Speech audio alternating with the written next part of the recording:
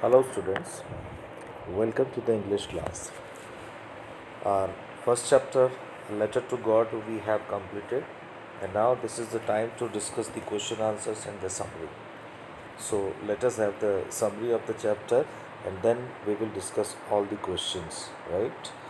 So, you can see in the story how there was a farmer and his name was Lencho and was living in a house that was the isolated house situated at the hilltop. And Lencho and his family all were living in that house. And Lencho was a hard worker, farmer. And Lencho was going to get a good crop this year. That year, it was said that how he was very happy looking towards his field and it was promising a good harvest, and he was sure that in the same year he will be happy and he will be in a very good situation. And then suddenly the rain started according to his expectation, as he expected that it started to rain. And unfortunately the rain changed into hailstones, and due to that hailstone the crop was fully destroyed.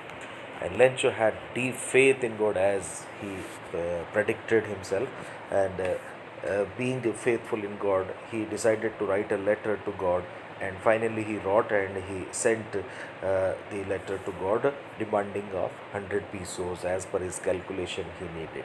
And the postmaster decided to send him money for his faith. As postmaster received the letter, first of all, he was surprised that how a man was having a faith in God. And once he wanted to have same faith as he had, how he showed his faith corresponding with God. That was the thing which actually impressed him.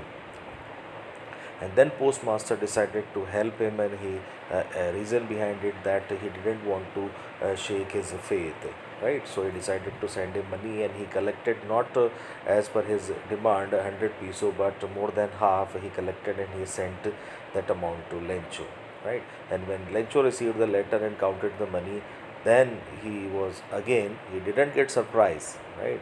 This is important. He didn't get surprise, but he decided to write another letter as in complaint to God. And this time he wrote to God that send me the remaining amount, but not by these employees, or via this post office, or these people, but directly just send the money directly to me, right? So that was the story, and how at last he blamed all those post office employees and the workers, that they were the crooks, and they were the person, or they were the people who had stolen his money. Okay. So so guys, this is the summary. And now let us have the question answers. We start from all the oral comprehension. Right, first of all, you had on page number 5 these all oral responses. So let us discuss them. First of all, your first question was, you can see all the answers are here, and the questions are written in your book. The first question from the oral comprehension check: what did Lencho hope for? What did Lencho hope for? This is the answer. You can see that Lencho hoped for rains, as the only thing that his field of ripe corn needed was a shower. If you remember, there he concluded two things: that his entire field, which was a very good promising harvest, and it needed a downpour, or at least a shower. So that was his hope. Question number two, you can see, why did Lencho say the raindrops were like new coins? Here again, as he compared his raindrops like new coins, actually he was giving the value to those raindrops. Lencho's crops were ready for harvest, and raindrops would have helped him in getting a better harvest, right? And resulting in more prosperity. So Lencho compared them with new coins. Simple guys, it is that a good rain will be there, then his crop will be very good, and he will sell the crop into the market, and he will earn money, so that he directly address those raindrops new coins, right? That is question number 3. How did the rain change, and what happened to Lencho's field? And suddenly, how rain changed? That rain was pouring down, but suddenly a strong wind began to blow, and very large hailstones began to fall. with the rain. So this was the change. The rain changed into hailstorm. Okay, and all the crop, the entire crop in the Lencho's field destroyed. It was ruined, and that was the consequence. Question number 4. What were Lencho's feelings when the hail stopped? When when it stopped, what he was feeling, and he was regretting, and he was very despaired and disappointed. So see, what did he say after the hailstorm? See, Lencho's soul was filled with sadness. Obviously, he could see a bleak future for him and his family, and he was worried about lack of food for the coming years, right? So he was thinking about his upcoming future, which was completely blank, and nothing was there, and his entire family was worried about that in the coming further year, without food, what would happen with them, right? So that was their worry. And this is the another question from the page number 6. You can see here, oral comprehension. Question number 1. Who or what did Lencho have faith in, and what did he do? Guys, Lencho had faith in God. Simple. And he believed that God's eyes see everything. It was written there that God's eye see everything, and even in the deep in the one's conscience. Even what is deep in the one's conscience in my own heart. God can see everywhere. So into the heart of human beings. So same he had heard the same, and he wrote a letter to God saying that he needed 100 pesos to sow his field again, right? So giving this reason, he wrote this letter, and uh, how he was faithful, we can see. Question number 2. Who read the letter? As he sent the letter, who read the letter? Postmaster. We know that only the post, because many of you can confuse that the postman. No, postman actually took out the letter from the mailbox, like, which was an envelope, and the letter was inside the envelope. So the postman only saw the address God, and then he started to laugh. And when he handed over the letter to postmaster, then postmaster also started to laugh, but he stopped, and he took out the letter from the envelope, inside the envelope, and then he read the letter, right? So answer is postmaster read the letter. Okay. Question number 3. What did the postmaster do then? Then, when he read the letter, what did he do? See, the postmaster first laughed. First of all, he laughed, but he became serious. Suddenly, he got serious, and he was deeply moved that writer's faith in God, by the writer's faith, that how he was moved, and he was very surprised that what a man there was having such kind of faith in God. And he decided that he did not want to shake his faith. One thing that he won't shake his faith, he wanted to keep his faith. So he decided to collect the money and send it to Lencho. So before it, we can see that he decided to reply, right? He decided to reply. Okay. See, so these 3 questions, guys, and let's see the next questions. Page number 7, right? So there are 2 questions. Oral comprehension. Was Lencho surprised to find a letter for him with money in it?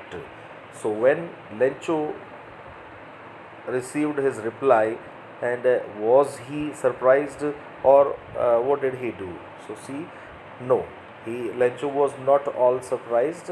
He wasn't surprised, because of he was confident. See the letter from God with money inside it. So he didn't get surprised, and his confidence. The reason behind that his confidence and his faith in God was such that he had expected that reply from God. He had already expected that he would receive a reply from God along with money, and so he received. So he didn't get surprised, but he got angry because the required amount, as per his demand, 100 peso, it was not sufficient. So that was only another thing, right? And what made him angry? Here, that next answer we can see that when he finished counting money, he found only 70 pesos, but he demanded 100 pesos.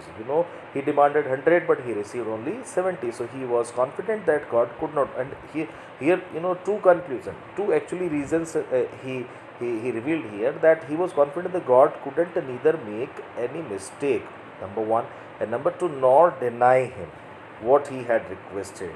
So two possibilities there were, and two actually the argument he gave here, that God couldn't deny him. Number two, God couldn't do any mistake.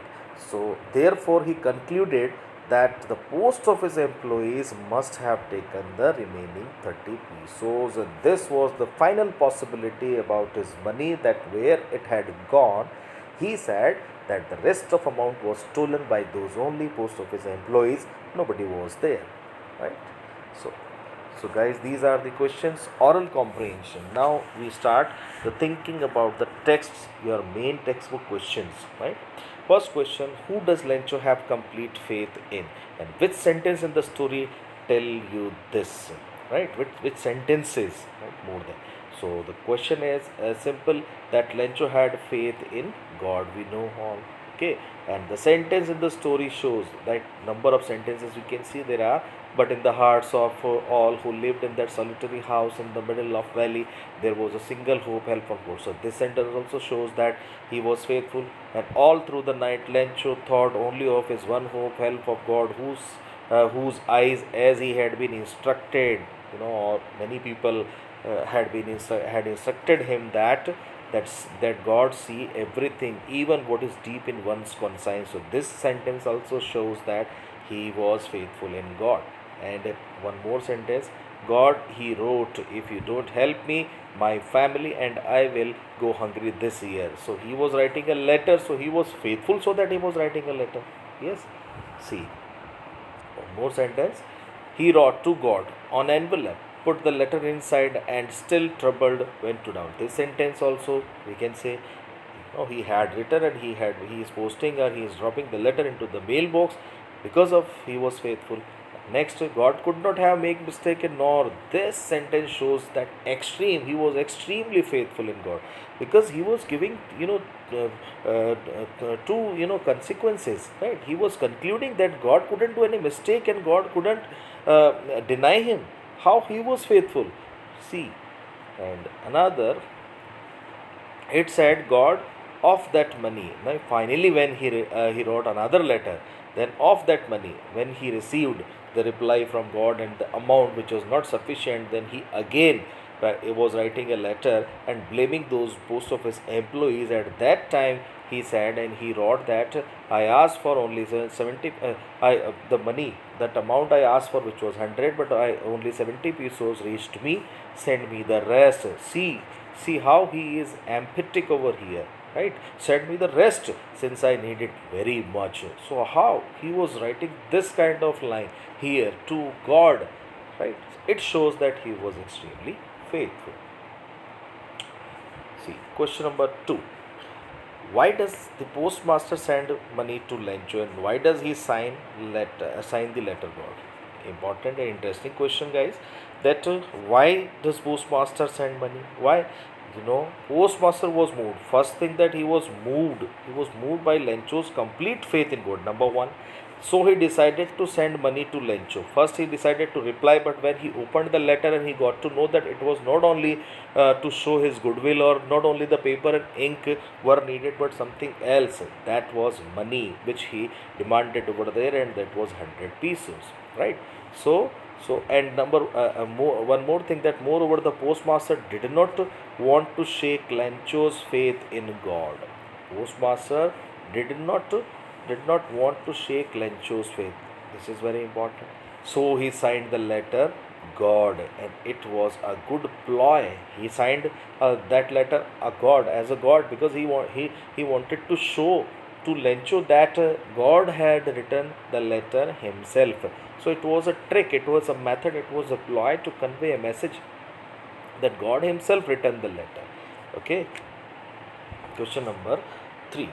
Did Lencho try to find out who had sent the money to him? Why and why? No.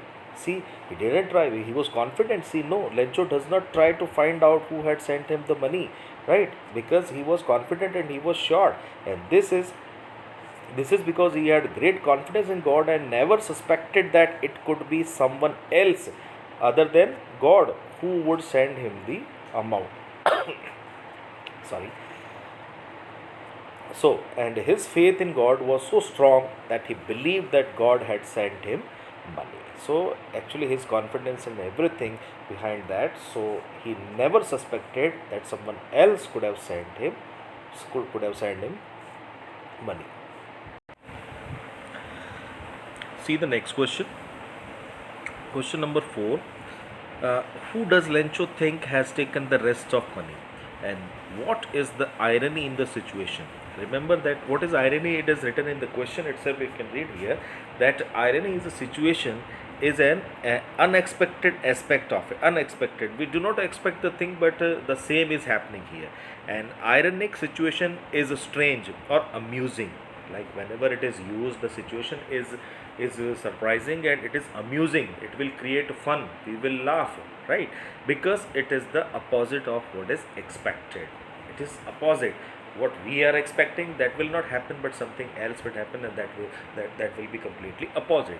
So right here in the chapter, at the end of the lesson, what we expect that Lencho would have been grateful, would have been thankful to those post office employees, but no, he was blaming those guys as just commenting a sentence, bunch of crooks. They were the group of burglars, thieves, right? So this is the question, uh, and this is the answer. You can see here, Lencho thinks that the post office people have taken the money, and it is the post office people who sent money to Lencho. But on the other hand, Lencho thinks they have stolen his money, and he calls them crooks.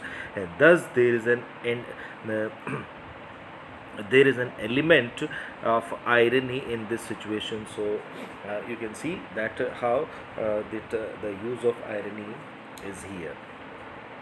Okay, this is question number 4, and on next page, question number 5, you can see, are there people like Lencho in the real world?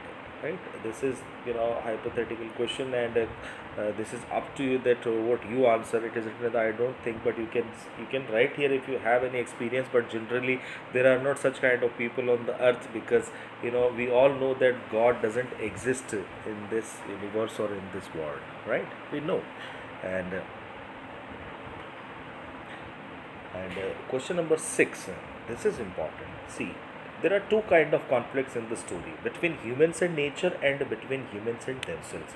How are these conflicts illustrated? Explain. Illustrated, explain. So two conflicts are narrated here. One is between human and nature, and one is between human and human. You see, in brief, I let you know that how human between human, the human between nature. You know that in the first, how Lencho was expecting rain and it started to rain, but when the rain changed into hailstorms, Lencho was helpless. He was unable to do anything. So this was the conflict between the human and nature, right? And another thing, that human between human conflict, how it is coming, that when Lencho received the amount and he was not happy, and again he wrote a letter blaming to those post office employees. One side we know that how all the employees helped Lencho, but as in conflict, see here, Lencho was blaming those people. This is the conflict. Another conflict has been used here. Now see the written answer. The conflict between humans and nature is shown, the destruction of Lencho's crops by the hailstorm. As the crops failed by hail, Lencho started feeling sad and gloomy after the storm. Appropriately projects the conflict of nature and man. This is the first conflict, and the story is also shown another conflict between human and themselves. That postmaster, along with the help of the other post office employees, sent Lencho the money, and they could not manage to collect. It was not possible to collect 100, but more than half they collected, and they were not related to Lencho in any manner. How they were helping only for their goodwill, right? For their charity.